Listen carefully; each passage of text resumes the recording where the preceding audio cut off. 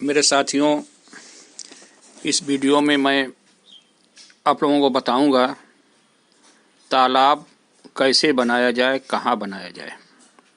अभी पिछले वीडियो में तो हम लोगों ने देखा था कि तालाब कितने प्रकार के होते हैं, कैसे कैसे होते हैं। अब हम इस वीडियो में देखेंगे कि तालाब कैसे बनाया जाए, कहाँ बनाया जाए।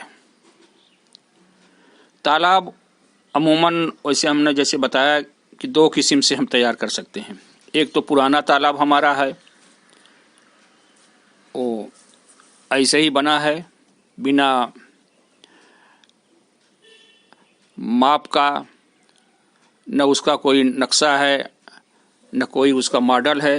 वैसे ही गांव में खुदा हुआ है या मिट्टी निकली भट्ठे की बन गया है, और तो उसकी मरम्मत हमें करना है। और दूसरा तालाब हमें नया बनाना है। दो किस्म से हम तालाब को बना सकते हैं। तो एक तो तालाब बनाने के लिए हम कैसी जगह लें। जगह भी हमें ऐसी होनी चाहिए कि जहाँ पानी साल भर रहता हो, या नलकूप हो, या कोई नदी हो या नहर हो। इसके पास तालाब अगर हम बनाते हैं तो पानी की सुविधा रहेगी और पानी निकलने का भी साधन हो। पानी अगर ज़्यादा हो जाता है तो उसको हमें निकालना पड़ेगा, तो उसकी और आसानी से देखभाल भी की जा सके, और मिट्टी भी अच्छी हो, आने जाने की सुविधा हो, सड़क हो, सड़क के पास ही हो। एक तो भूमि कैसी हो, इसके लिए देखते हैं कि भूमि में जो पोषक तत्व होते हैं वो मछलियों के लिए बड़े ही फायदेमंद होते हैं। मछलियों का उत्पादन उसी पर ही प्रभावित होता है। जमीन अगर खेती के लिए उपयोगी नहीं है तो मत्स्य पालन का प्रयोग की जा सकती है, उसमें मत्स्य पालन किया जा सकता है और उससे भी लाभ उठाया जा सकता है। यह देखना होगा भूमि के लिए कि जल स्तर इसमें किस प्रकार का है। भूमि का जल स्तर भी लाभप्रद होता है। इसमें तालाब में पानी की मात्रा लगातार बनी रहती है। इसके अतिरिक्त कम लागत पर बोरिंग करके पानी खींचा जा सकता है। ह्यूमस वाली भूमि, काली मिट्टी सबसे अच्छी मानी जाती है तालाब के लिए। दोमट भूमि भी अच्छी होती है मछलियों के लिए। एक और बात ध्यान देने की है, जहां हम तालाब बना रहे हैं बाढ़ न आती हो। नहीं, बाढ़ अगर आ गई तो तालाब में पानी भर जाएगा और बाढ़ के साथ ही, पानी के साथ ही सारी मछलियां हमारी निकल जाएंगी। यदि बाढ़ वाले क्षेत्र में तालाब बनाना है तो उसके आसपास का पानी निकलने की व्यवस्था हो।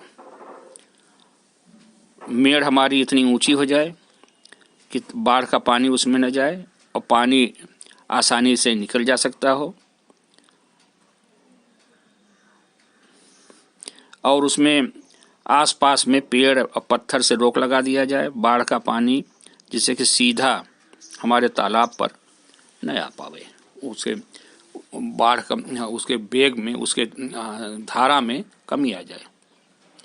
दूसरी बात हमें ध्यान देना है कि हमारे वहाँ आने जाने का साधन हो। बहुत ही महत्वपूर्ण है कि जिससे मछली के बीज या मछली, बड़ी वाली मछली, इनको आसानी से ले जाया जा सके और ले आया जा सके।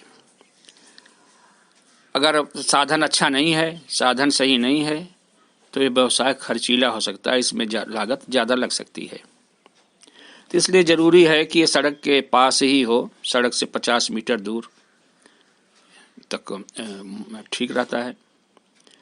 पानी का साधन ऐसा हो, स्रोत पानी ही मछली के लिए है कि ऐसा मिट्टी भी ऐसी होनी चाहिए जहाँ पानी रुकता हो। ऐसी मिट्टी न हो बलुई मिट्टी की पानी हमेशा उसमें रिस ही जाता हो, तो जिससे तालाब में हमेशा पानी भरने की ज़रूरत पड़ती है। इससे हमारा खर्चा ज़्यादा आ जाता है।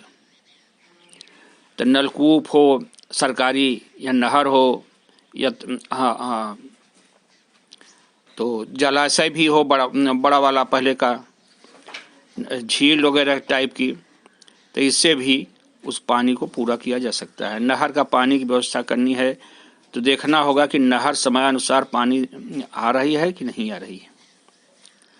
तालाब में जल जैसे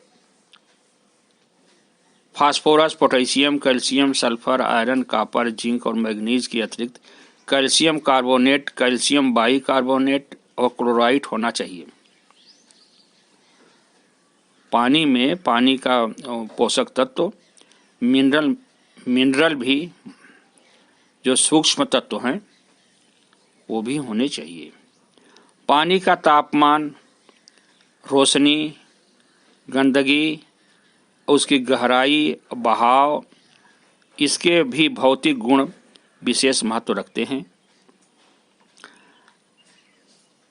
और इसके जरिए से रोशनी मान ली पड़ रही है तालाब में या तापक्रम है सही, तो इनके जरिए से जो पादप प्लवक हैं या जंतु प्लवक हैं ये पैदा होते हैं। अगर ये प्रकृति सही नहीं है तो ये प्लवक पैदा नहीं होंगे, जिससे कि मछलियों का भोजन नहीं मिलेगा। तो ऐसा तालाब हो जहाँ रोशनी भी आती हो, वहाँ थोड़ी गर्मी भी हो, तो इस तरह से तालाब के पानी का भौतिक और रासायनिक गुण मेंटेन रहता है और जिससे वो उसमें मछलियों के भोजन हेतु प्लवक तैयार होते हैं और मछलियों की ग्रोथ अच्छी होती है।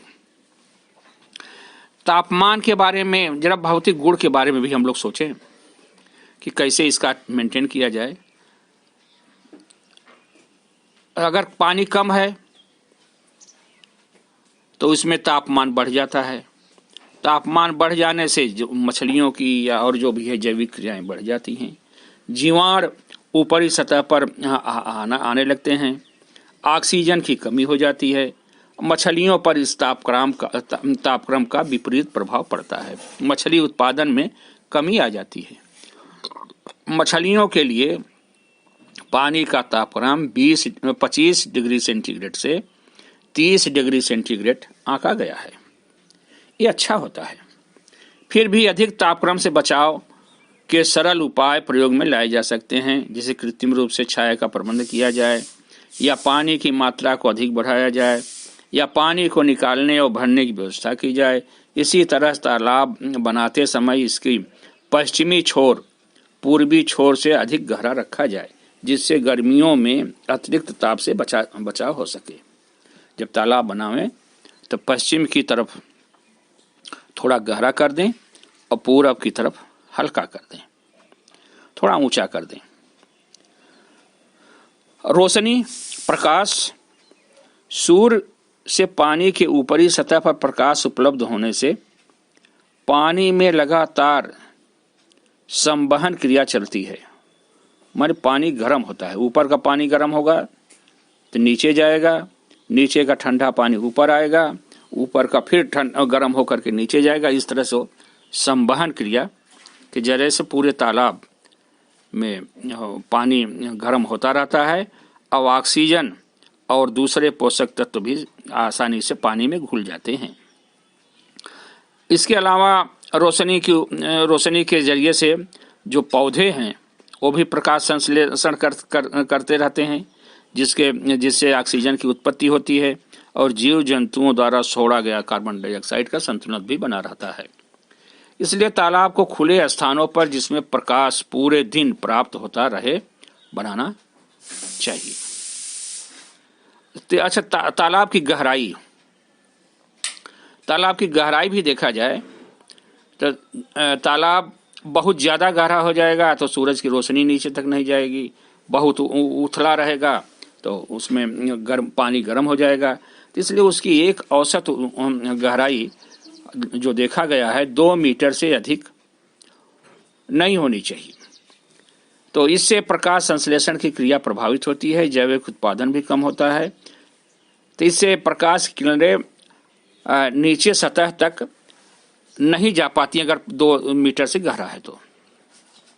इसी के साथ आप बताया हमने कि उथला होगा तो उस पर पानी गर्म हो जाएगा।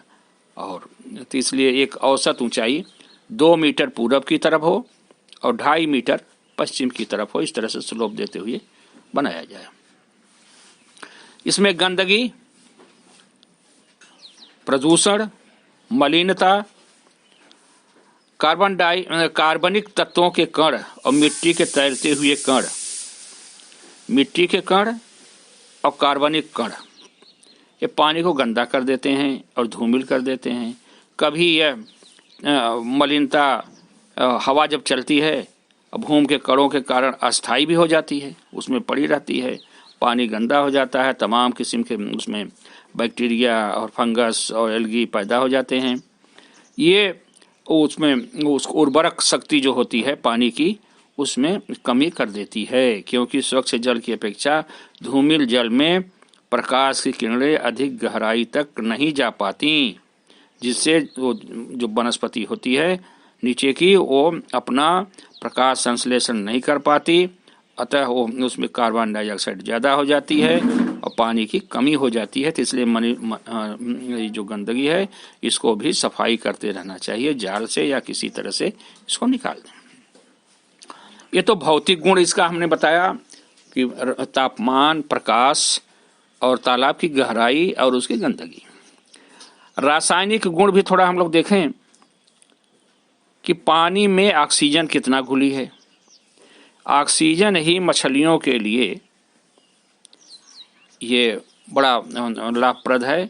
ऑक्सीजन सारे जीव के लिए जो सांस लेती हैं तो उनके लिए ऑक्सीजन जरूरी है। तो मछलियों के लिए भी, मछलियां पानी में रहती हैं, पानी में सांस लेती हैं, उनका गिल होता है क्लोम, उसके द्वारा सांस लेती हैं।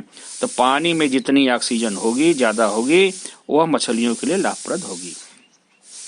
तो इसमें ऑक्सीजन एक तो वनस्पतियों द्वारा ली जाती है और जो पानी के तापक्रम पर भी निर्भर होती है कि पानी का तापक्रम अधिक ठीक है तो वनस्पतियाँ ज़्यादा प्रकाश संश्लेषण करती हैं और ऑक्सीजन निकालती हैं।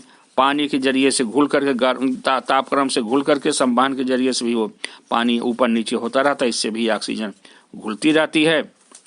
और जब तापक्रम ज़्यादा हो जाएगा तो ऑक्सीजन की मात्रा कम हो जाती है। और भोजन, इसमें जलीय पौधे की जब ज़्यादता हो जाती है और भोजन पदार्थों और कार्बनिक तत्वों की सड़न ऑक्सीजन की मात्रा को भी घटा सकती है।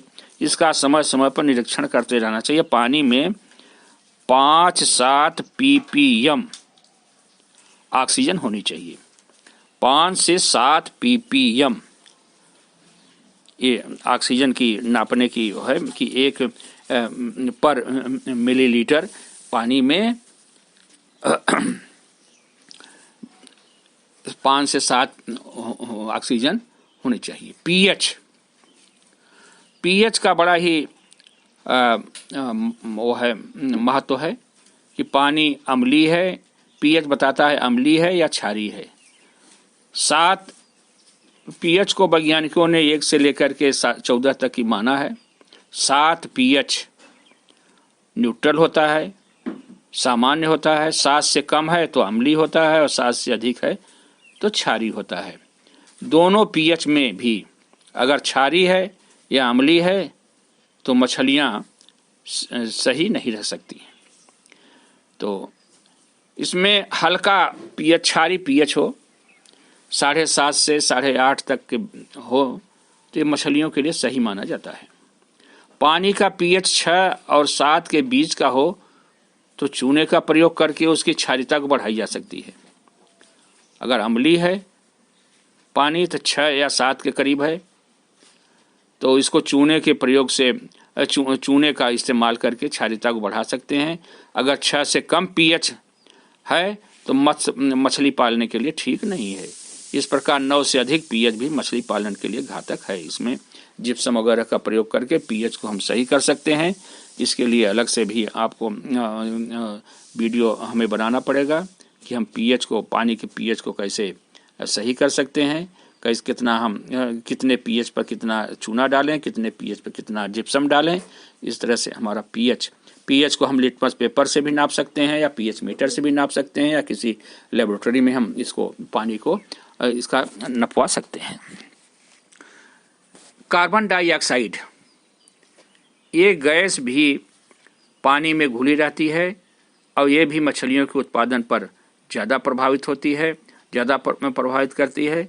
यह जो कार्बनिक पदार्थ हैं या जीव जंतु हैं, इनके द्वारा कार्बन डाइऑक्साइड छोड़ी जा सकती है। ये कार्बन मछलियों पर प्रभावित करती हैं। तो इसलिए गंदगी अगर ज़्यादा है तो कार्बन डाइऑक्साइड की मात्रा ज़्यादा हो सकती है, और गंदगी कम है तो इसको भी हमें कार्बन डाइऑक्साइड की मात्रा कम होगी, तो इसे भी हमें मेंटेन करना पड़ेगा।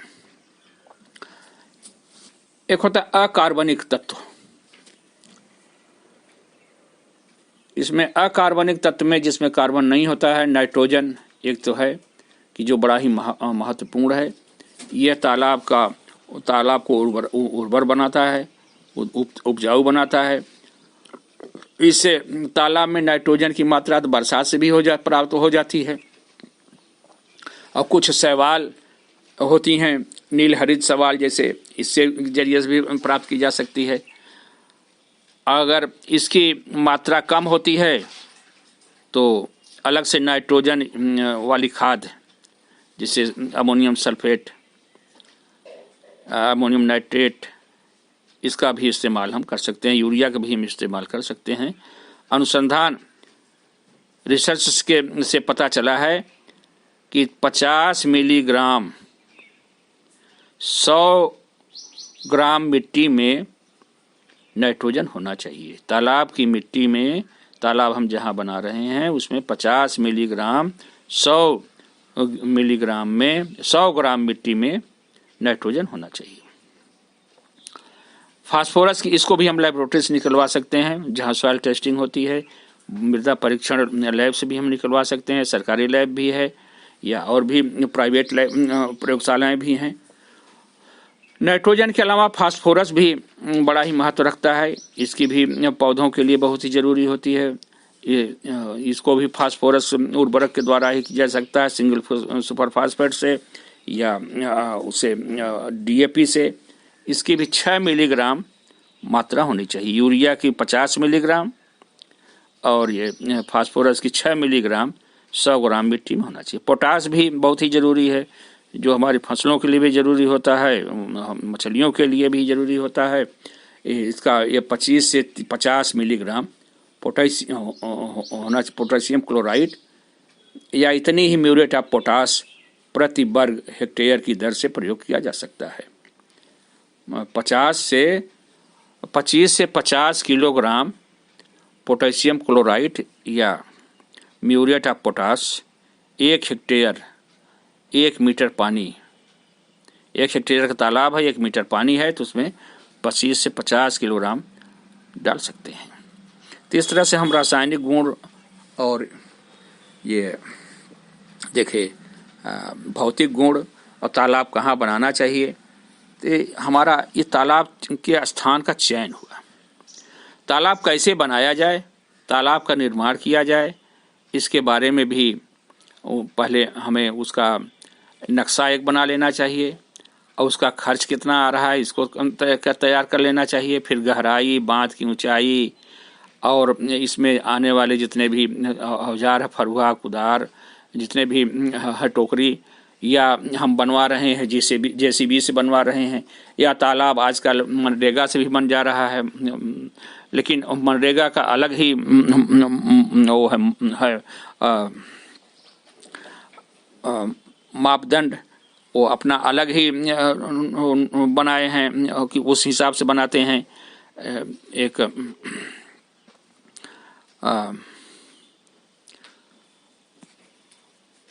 एक मान बना लिए हैं, उसी हिसाब से स्टैंडर्ड है उनका, उसी स्टैंडर्ड बनाते हैं। और मछलियाँ तालाब में मछलियाँ कहाँ रखी जाएं, उसका भी तालाब पर ही उसका स्थान होना चाहिए। तालाब चौकीदार का घर एक होना चाहिए वहाँ पर, और कुछ एक स्टोर होना चाहिए जिसमें कि हम खाद और सामान ये सब रख सकते हैं, जाल वगैरह। तो इस तरह से पेड़ पौधे काटकर उनकी जड़ों को उखाड़कर साफ कर देना चाहिए। तालाब के क्षेत्र में आने वाले जितने भी पौधे हैं उनकी जड़ों को भी निकाल देना चाहिए। अब तालाब का आकार, तालाब का आकार वर्गाकार तालाब हम बनाते हैं तो आयताकार तालाब से कम खर्च आता है। आयताकार माने कि लंबाई अधिक होती है, चौड़ाई कम होती है। वर्गाकार जिसकी लंबाई भी बराबर होती है, चौड़ाई भी बराबर होती है। 50 मीटर से अधिक चौड़े तालाबों को, 50 मीटर से ज़्यादा तालाब चौड़ा है तो उसमें जाल चलाने में दिक्कत आती है। इसलिए तालाबों की चौड़ाई 50 मीटर तक रखनी चाहिए और लंबाई अपने सुविधा अनुसार, जैसा हो साधन हो, जैसा आपका ज़मीन हो उस हिसाब से लंबा बना सकते हैं। लंबाई सुविधा अनुसार अपना चौड़ाई का दुगुना या तिगुना भी कर सकते हैं। 50 मीटर आपका चौड़ा है तो 100 मीटर लंबा कर सकते हैं, 150 मीटर लंबा कर सकते हैं। 1 हेक्टेयर जल वाले, जिसमें ऐसा तालाब जिसमें 1 हेक्टेयर पानी हो, इस तालाब के लिए 250 मीटर लंबा और 40 मीटर चौड़ा तालाब बनाया जाए तो 1 हेक्टेयर पानी, 1 हेक्टेयर क्षेत्र में पानी रहे। वीडियो को आप लोग सब्सक्राइब कर लें और इसमें जो आपके समझ में न आया हो इसको कमेंट के जरिए से आप पूछ दें और लाइक करके अपने दोस्तों में भी इसको शेयर कर दें। और जो तालाब बनाना चाहते हैं हमसे अलग से हमारे इस नंबर पर 9839864216 इससे हमें संपर्क कर सकते हैं, जिससे कि वो उनका मछली पालन का धंधा आसानी से हो सके और उसमें ज़्यादा फ़ायदा हो। धन्यवाद।